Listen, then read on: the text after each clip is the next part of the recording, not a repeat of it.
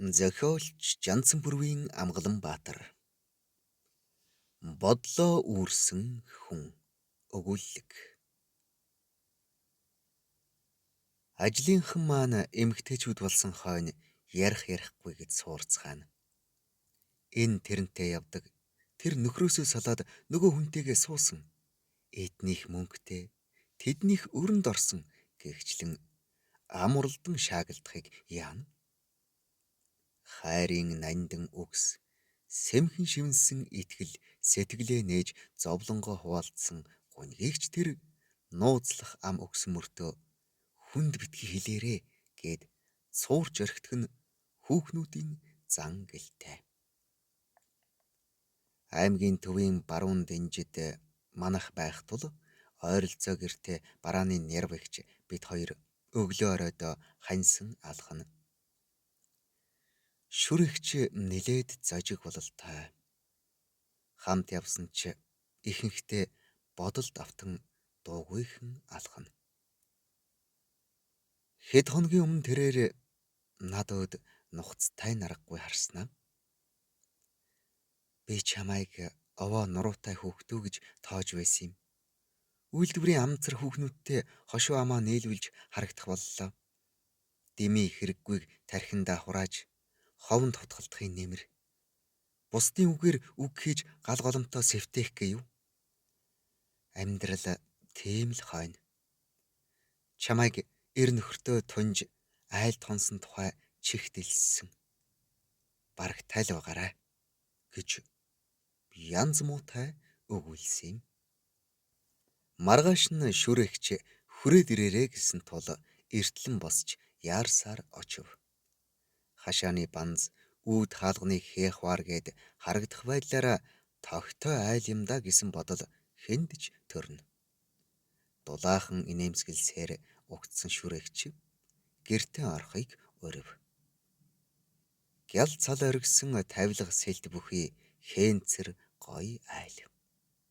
Үүдний өрөөний ширээн дээр над зориулсан бололтой жижиг дээзэнд шинхэн өрөм арай томхон тавгт түрүүхэн хайрсан бололтой бараг халуунаараа гамбир зэгчээ.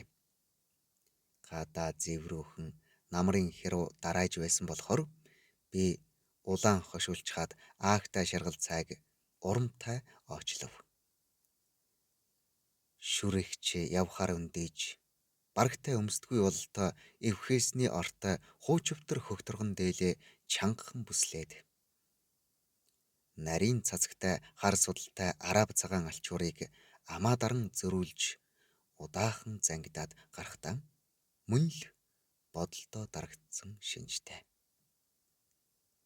Бэлдээ тавьсан хоёр тортойг нэг нэгээр нь барьж аймгийн төвийг хөндлөн гулд алгасаар зүүн хойт асгатай ингэрийн хамгийн арын гудамжнуудын нэгээр өгсөв.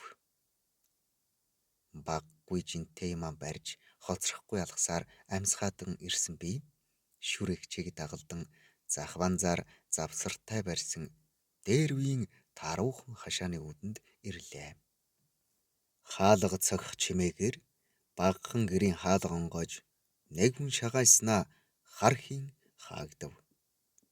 Удалгүй өвгжөөрээр хуучин муу хүрм хөдөрч гартан дайралтсан бололтой уяагаар бүслэх аядан айсвэ. Нилээд ургасан үсээ хэрдээл хоош болох гэж гарынхаа салаагаар самнан угтсан ах дөнгөжл боссон бололтой нүдэн нуухтай амаа том анган ивших аж. Намайг ийм яах гэж яваа юм бол гэсэн янзтай хялм хийв. Шүрэгч тэр хоёр хоорондоо үгч сольсонгүй. Бид гэрт ороод хоймор голлох жижиг ширээний баруун талаар бараг дуухан хийцтэй модон сандал дээр шомбон сууцгаав. Нам хаттар нуруутай оройгороо халзарч яваа тэр ах сав тосч данханд усхийн годгодуулж гар нүрээ угаалаа. Дараа нь зуухныхаа үнсийг хутгуураар гудчин пүргүүлсаар гаргаж хаяв бололтой эргэн орж ирээд тоогоо өгсрөн цай чанаваа. Хуурай мод хөнгөн цонж удалгүй цай бөрглөв. Түрүүнээс хойш дуугүйхэн суусан шүрэгч ашгүй дээ. Сүүгээр тасраагүй байна уу гэсэнд тэр ах сүү гэж өөртөө мятран өгүүлснээ цааш үргэлжлүүлж юм хэлсэнгүй. Идээгээс сэргэн нилээд хэртэй гялгар уутнаас боов гарган нэмээд барив. Айлын хүн цай игалсан даруй хажуухандаа байсан алчуурыг авч угаасаа нүүр харагдам өнгөлсөн данхаа удаан хичээнгүй арчих нь сонин. Тэгснээ зуухны ам онгойлгон хайж авч галаа засна. Босоод шүүгэн дээрх аяг савыг нааш цааш болгон аялуулна.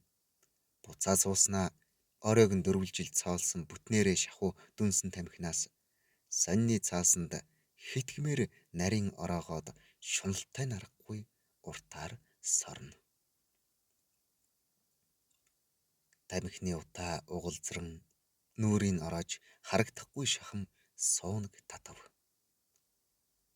Ороомог тамхиа хэдхэн хоромд улалзуулан татчихад ширээ тохойлдон баруун гарынхаа эрхий долоовроор эрвгээ хідэнтэй чимхлээд дараа нь атгсан гараараа шанаага тулан хэсэг суув. Энэ завсар амаараа сонсогдох төдий ямар нэг дууны ая бололтойг шүглдэх мэт аваа гарган үлээх аж. Байс хийгээд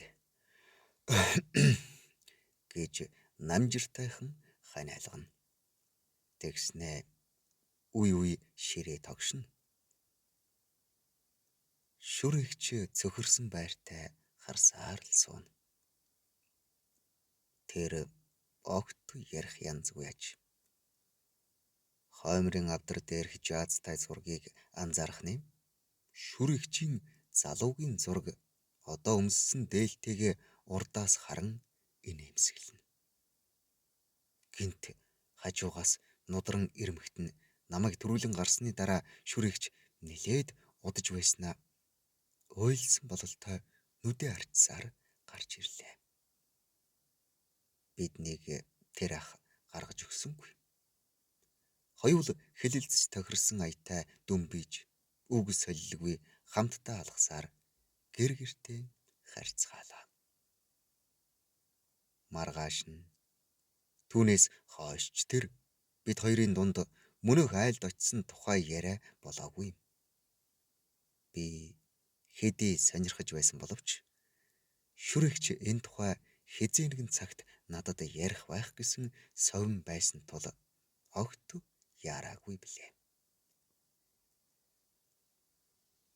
Шинэ жилийн баярын үдэшлэг тараад баг зэрэг халамтсан шүрэгч намайг гэртээ урьсан юм. Би энэ тухай нөхөртөө дуулгаад намайг ярихаар тосоорой хэмээн тушаал буулгалаа. Хувцас солиод гоёмс халаад өмссөн шүрэгч маань хэнцэр дэгжин харагдах хэдий ч түүний нүдэнд уйтгар гунгийн манан сөөмөлзөнө. Бид хоёр дарс задлан хундаг тулгасан ч үдэшлэгтэр байсан хөөр хөгжөөн ор мөргүй алгуулсан байв. Шүрэгч надад дүрлийн ширтэж миний дүү ханаа битгий хомдоогоорой. Их чинь үүнийг л захий. Эр хүн чинь байна шүү дээ. Эмэгтэйчүүд бидний алдаа өөрийн гомдоосон үг бүрийг даагаад яваад л байдаг. Уучлана. Бүр олон удаа уучлана. Харин хүүхнүүд бол 5 үгийн солиогүй хэмлэн. Олигтой хэдэн үг сонсчих төвчээргүй хүмүүс. Эхнэр хүүхнүүд яах вэ? Ардаа итгэж найдах эр нөхрөнд байгаа юм чинь. Амьдралыг хариуцахгүй шүү дээ. Эрчүүд ер нь юу хүсдэг гэ? Үр хөөхд хань ижлээ чирээд бусдаас дутахгүй гэсэнтэй тэд байдгаараа хичээж яваа юмдсэн. Амьдралынхаа үнцэн нэр төрийг ихэд эрхэмлэнэ. Нийгэмд өрх гэрээ толгойлоод хинээс ч дор орохгүй явахыг хичээнэ. Гэртээ бол аав, айлын эзэн, өрхийн тэргүүн байна. Амьдралын хэр чинээ ямарч бай. Аав бол аав. Гэвч үүнийг эмс хүүхнүүд ойлгодоггүй. Мэддэгчгүй. Мэдхийг ч хүсдэггүй. Тэгсэн мөртөө өөрсдөө цаасан малгай өмсгөн биел тулдаа эр нөхрөө төвчж гийгүүлээд энэ айлыг үүрч явна. Энэ бие хувааж хідэн хүүхдийн төрүүлж өглөө гэл. Өөрөө нэг их хохирсон хүний дүр тоглон эсрэгээрээ байнга шахам үглэж, өвчин зовлон тоочж, хэлсэн үгийг өөчилж залхаасаар буулгаж явдаг.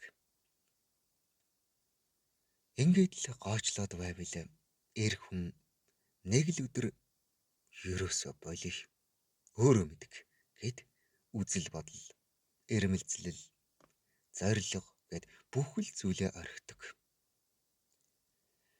Гэр бүлд юу ч тохиолдсон одоо өнгөрсөн гэж бодох болсон тул дотроо битгэрч хувь заяандаа гомддог. Эр хүн нэг л санаа буруулж гэмээн буцдаггүй юм билээ. Дээр бид хоёрын эргэж очисон хүн чинь миний нөхөр шүү дээ. Надтай ханилж хүний нутаг гүний газар ирж суурьшсан хүн. Ардчлал ялж зах зээлийн нийгэмд шилжснээр бид хоёр жижиг үйлдвэрлэл эрхлэх боллоо. Үйлдвэрийн бүхий л үйл ажиллагаа удирдлагыг нөхөр маань толгойлж ажил хэрэгч урагштай байв. 10 жил зүтгэж манайх гэдэг айл тохилог орон сууцанд орвоо. Унаа тэрэгтэйж боллоо. Урд нь цалингаас цалингийн хооронд тачиг мөчгөн амьдарч байхдаа хантайгаа зөвлөн амьдралаа болгоод байсан санагддаг. Зөвлөгч юу байх вэ? Гурил будаа төдий хинч байсан асуун штэ. Нөхөр тэг инг гин үгээр нь байлаа гэд мууцсан юм байгаагүй. Харин ч гуниггүй сайхан байж дээ гэж одоо хүртэл бодогддог юм. Тэгээд амьдрал боломжтой ч боллоо. Хоол унд байтугай юмыг нөхрийн оролцоогүй шийддэг болов. Элбэг дэлбэг амьдралд хүрэхээр эмэгтэй хүн оодордог. Урд ямар байснаа эргэж барагтай бол боддоггүй юм билээ. Бие тоон улам л цаашлаад байдаг. Ааш авир нэмэгдэнэ. Нөхөртэйгээ үг сөргөлдөнө. Энэ тэнцэн бүр цаашлаад дарлах авир гаргана. Өөрийнхөөрөө асуудлыг шийдэх гэнэ. Мэдээж эр нөхөр үүнийг зөвшөөрөхгүй. Тэгэхэд бие үгүйсгэнэ. Эмэгтэй хүн буруудах, хэлсэн үгэндээ ороогдохороо иш мухаргүй өөрийгөө л хамгаалахыг өртөл болгодог бололтой. Би ингэж л алдсан хүн. Ханиасаа үг сонсч чадхаа байсан. Эсэргүүцэн, мэтгэлцэн. Юм л бол намайг тэглээ инглээ гэж гомдлолно. Царай дарж бүлэх залгисан аятай дүн биен. Уурлахаараа гэр орноо цэвэрлэх нэрээр тавг шаазангаа хаялж цацлана. Шалтгаглан хүүхдүүддээ ааш гаргана. Өвчин хууч ярьж төрий барина. Би ийм тийм одонд төрсөн заяа муутай амтан гэж үглэнэ. Айлын авгаа шиг өмсөн зүүн гэж чамайг зовоосон уу? Хүний оронд гадуур дотуур яваад байна уу? Гэвчлэн санаанд орсноороо чалчна. Яг үндэ бол сайн явах санааных гихчээр энэ бүгд шалтгаан биш. Хувь хүний өөрийнх нь асуудал байхгүй юу? Тэгсээр би нөхрөө буулгаж авсан юм. Юу ч хэлсэн өөрөө мэд. Гэхээс өөрийг ган хийхгүй болгов. Тэр нь надад санснаар тийм таатай санагдсангүй. Минийхээр асуудал өрнөгч цаанаа л амтгүй хоол шиг уран байхгүй. Сүүлдээ хоёулаа дууга хураав. Уг нь би буруутай уучлаарай гэдэл хэлчих байсан юм. Гэмших хэрн бардам сэтгэлээ дийлээгүй юм. Бүр цаанаасаа буруу гэдгийг мэдэрсэн ч нэгэнт оройтсон байв. нэгэнтээ болсон үйл хэрэг тул үйлдвэр маань тасралтгүй ажиллаж байв. Нөхөр маань гундаж ажил төрлөө бүүхэл гэр орноо ч гэх юм боллоо. Хэдий буруутайч миний тэсгэл алдарч унхаа муутайгаар нь дуудана. Бүтэн 2 жил энэ байдал үргэлжилж үндэ бид хоёрын сэтгэл хөрж эхлэв. Тэр нэг л өдөр яваад өгсөн юм. Явах ч гэжтэй. Бид хоёрын айл болж туурга тусгаарлсан энэ мөх хашаанда анх амьдарч байсан гэрээ бариад гарчихсан юм. Би чинь их гайхуулсан. Хүүхнүүд эр нөхөргүй юм чинь эрх чөлөөгөн идэл. Ардаа татлаагүй амрал гэцгэн. Үгүй юм блэ. Хамт олон найз нөхөд байвч өглөө оройдоо гэртээ ганцаар амьдрна гэдэг аим шиг юм шүү дээ. Жил сарууд алсарч хоёр охин маань хадамд гарлаа. Огтоо багад нь нөхөр маань газар буулгахгүй эрхлүүлдэг байв. Өнөөдөл нь ч бүр хожмын унхаа муутайгаар нь төсөөлж хүнд ирцгөөсөн дөө. Энэ маань ийм нөхцөлд байдаг. Би сүүлдээ өөрийгөө жишиж ханхай орон сууцанд ганцаараа байгаад байлтай нь биш гэд энэ хашаа байшинд төвхөнсөн ухаантай. Сүүлийн хэдэн жилд бид хоёрын сольсон үг таатай. Ойрын үед сэтгцийн асуудал үүсээд байх шиг байна.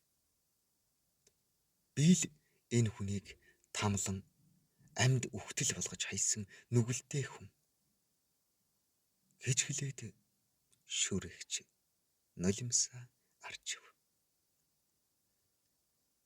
Гэрт халуун дүүг хэдий ч хаалга онгойлгон хүйтэн агаарт гарах агшинд тас хийх уур цан зөрөн ороод шүрэгч тэндээ зэвий даан царцчих шиг болсонд би тэсгэлгүй нөхөр өөдөө яран гүйлээ.